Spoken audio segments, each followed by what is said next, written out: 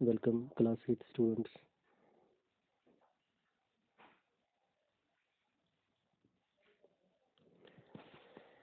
Today, my topic is friction. Friction is one of the chapter in your science text, and in today's video, we will try to understand what friction is. Friction.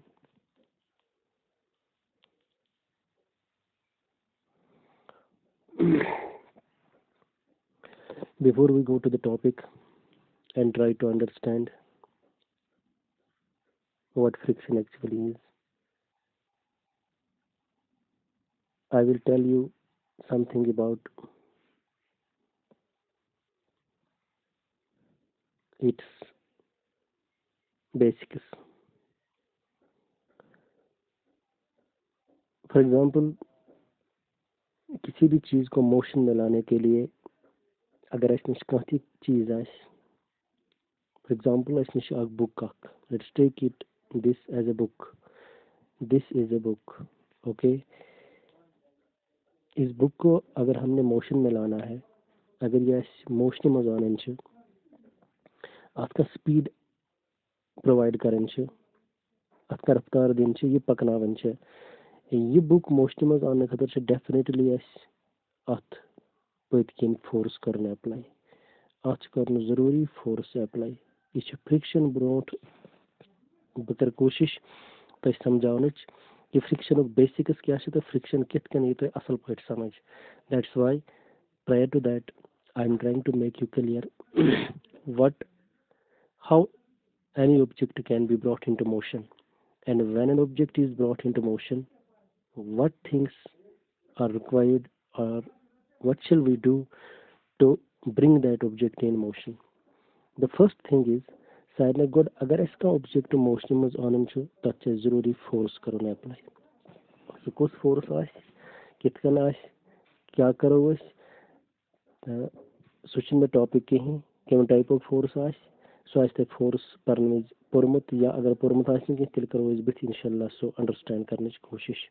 मगर यह general चीज understand करने खतर कि ये कह नत कह चीज मोशन में आन आस तथ पेवान फोर्स कर पत किन अप्लाई फॉर एग्जांपल अगर बह दिन की एग्जांपल ये अगर अस नश बॉल ये ball in A state of rest यह पत्थर थोमस कुन जाए ये बॉल मे आन मोशन मज अत कर पत किन force apply F means force ये बह अप्लाई कर फोर्स ये बॉल कर मूव इन जाए पे यह रोज मोमेंटस मज गो यह मोशन मज बॉल तेल यह मोशन मज ये बह पत किन फोर्स कर अप्लाई इथे कनस अगर अस बॉल बगैर कह बदल कह चीज फॉर एग्जांपल अस नश कह चेयर अस चेयर पकनावन थोड़ा ब्रोट अत चेयर दक दिन अत चेयरस कर बह पत किन फोर्स अप्लाई यह पक ब्रोट या अस नश कह टेबल मे टेबल पकनावन ब्रोट अत टेबलस दिम बह पत किन दक अत कर बह फोर्स अप्लाई तो यह पक ब्रोट यह मोशन मज गर्ज ये कह चीज anything or any object, if we want to bring that object into motion, for that we require to push that object or we require to give that object some force. As ki force that object is doing, we have to apply some sort of force on that or some magnitude of force over that object so as to bring that object into motion. तो वो तो असल पे ये कत समझ बह दिम एग्जांपल अगर अस नश बुक यह बुक थोमत अकिस डेस्क पे ओके डेस्क यस पे किताब थावान ये तथ पे यह बुक थो अत बुकस कर बह पत किन फोर्स अप्लाई यह बुक ये फोर्स अप्लाई पत किन गसित यह बुक पक ब्रोट ये ब्रोट पक अख स्टेज वात यह रोज पकान पकान मगर अख स्टेज वात ये मे अत फोर्स दित पत किन यह मूव करान यानी moving means so anything that is moving we call that thing it is in motion यह हमेशा कथ थवन याद इथे कनस कि ये कह चीज पकान मूव करान तथी चीजस मूव कर वलसी चीजस वन यह चीज मोशन मज चीज motion must go. Ye cheese yus es book weekends che atil me force kor put kin back side apply yish pakan brot kun ye kar me slide across a desk across the surface of a desk em desk ke pet yel me ye slide kor ye pach brot to ithai kanas ये रोज पकान ये one पकनी मगर अख stage अख वात अख time अख वात यथ स्टेजस पे यथ टाइमस पे युस ये बुक ये कर रेस्ट अटेन ये रिकव यानी ये बे एक जाय ये पक अम अलाव पे अम अलाव ब्रोट कुन के वो यम जाय यतनस येल में ये force core apply in core move ये रोज मूव करा सपोज यपर रोज योत मूव करान तो यथ स्टेजस पे वत गई ये बुक रिके पान पान अम जाय कोर यम बुक रेस्ट गो यत वत यत कोर यम यथ प्लेस पे रेस्ट मिस्ट ये समझावन कि फ्रिक्शन कत चीज वनान वुच इन जाय क्वेश्चन असल पे गो अख लकुट मकुट क्वेश्चन इन जाय एराइज कि ये तुम हेकु मे वनित अगर अस फोर्स कोर अप्लाई अगर अस फोर्स कोर अप्लाई अत बुक पे ये गई बुक अत पे core force apply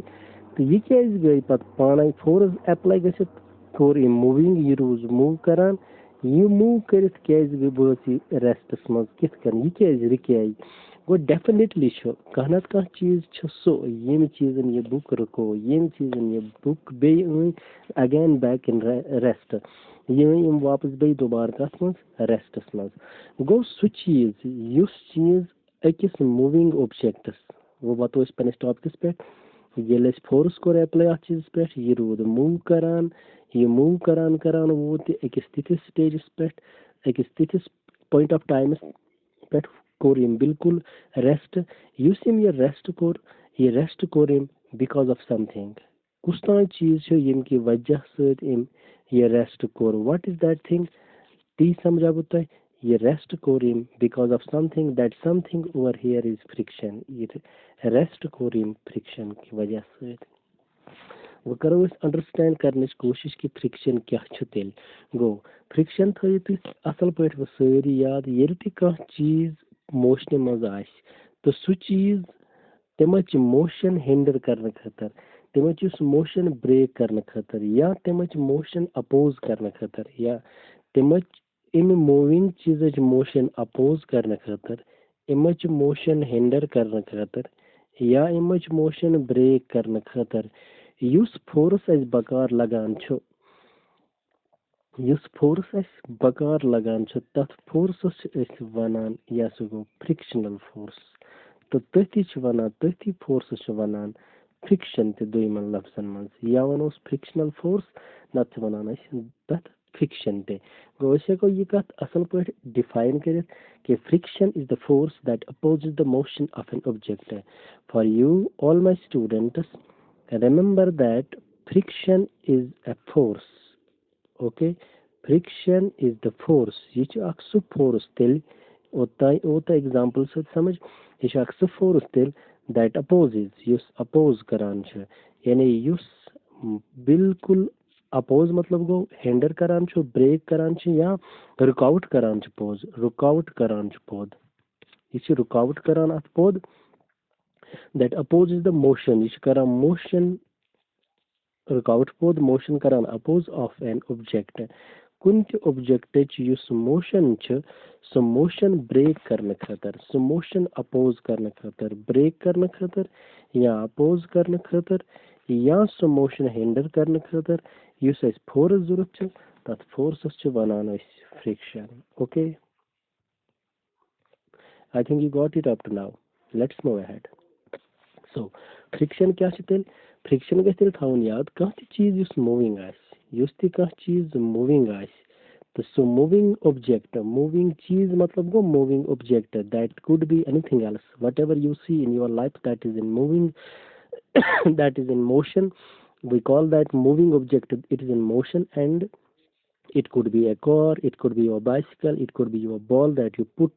that you drop on the ground and that keep on rolling. It could be anything else. It could be a chair in your house and you just push that chair, or it could be anything else that is pulled and is dragged that will keep on moving. So any moving object is always said to be in motion,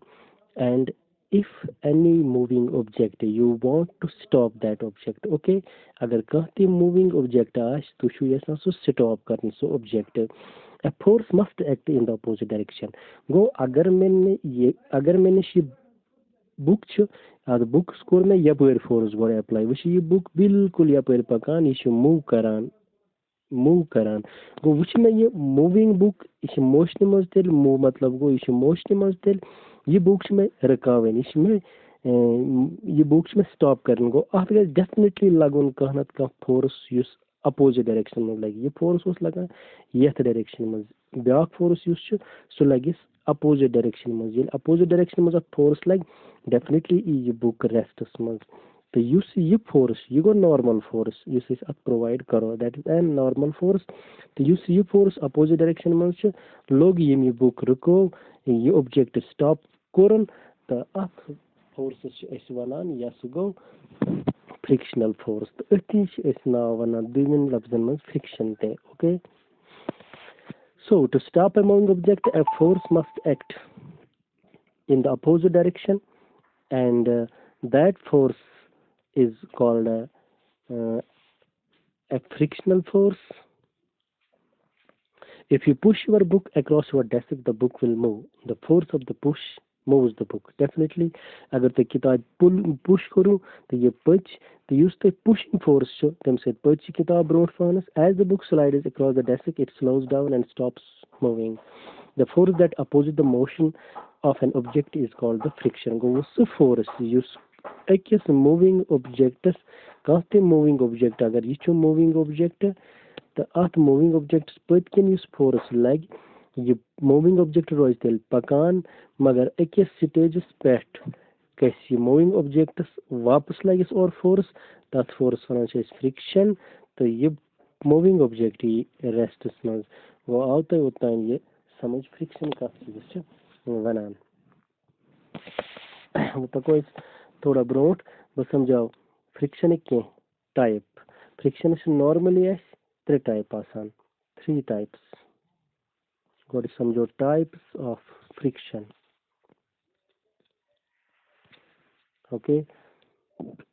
types of friction में वुचो अगर ऐसे एक object object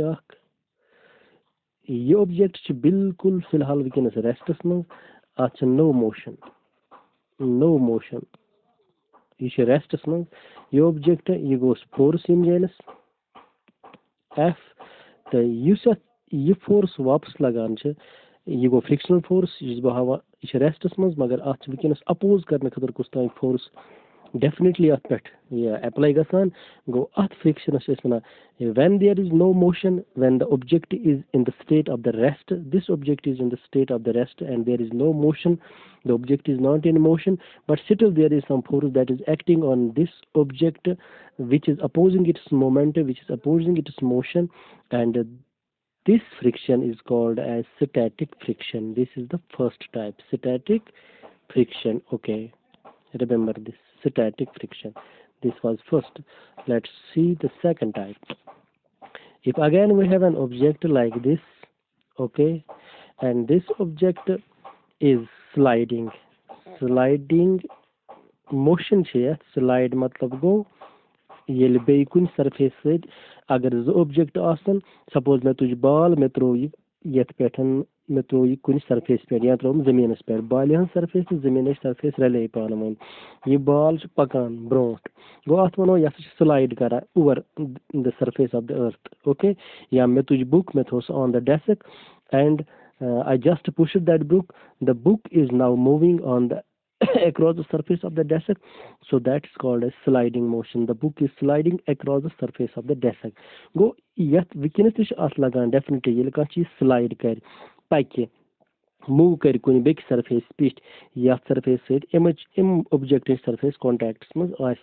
that forces that friction is wana sliding friction go you go sliding friction तो यह force इत कन त्रीम अगर अस object से यह सिलेंड्रिकल ऑब्जेक्ट अस रोल करान डेफिनेटली अगर गैस सिलेंडर निवान मिसाल दिम बह गैस सिलेंडर ٲرتھَس پٮ۪ٹھ ترٛاوُن زٔمیٖنَس پٮ۪ٹھ ترٛاوُن تہٕ تَمہِ پَتہٕ چھِ أسۍ دِوان تَتھ کُنہِ ساتہٕ روڈَس پٮ۪ٹھ دَکہٕ سُہ چھُ رول کران پَکان برونٛٹھ مگر سُہ رول کَرُن یُس تِمُک چھُ تَتھ موشنہِ چھِ أسۍ وَنان سُہ چھُ تَمہِ وقتہٕ موشنہِ منٛز آسان تَتھ رول کَرنٕچ موشن چھِ أسۍ وَنان رولِنٛگ موشن. اوکے گوٚو تَتھ رولِنٛگ موشنہِ تہِ چھِ ڈیفنِٹلی سُہ چھُ سُہ رول کَرن وول سِلینڈر یُس چھُ سُہ تہِ چھُ أکِس نَتہٕ أکِس سِٹیٹَس پٮ۪ٹھ ریسٹَس منٛز یِوان مگر سُہ ییٚلہِ ریسٹَس منٛز یِوان چھُ تَتھ تہِ چھُ لگان فورس اَپوزِٹ ڈایریکشنَس منٛز یُس سُہ فورس یُس تَتھ رولِنٛگ اوبجیکٹس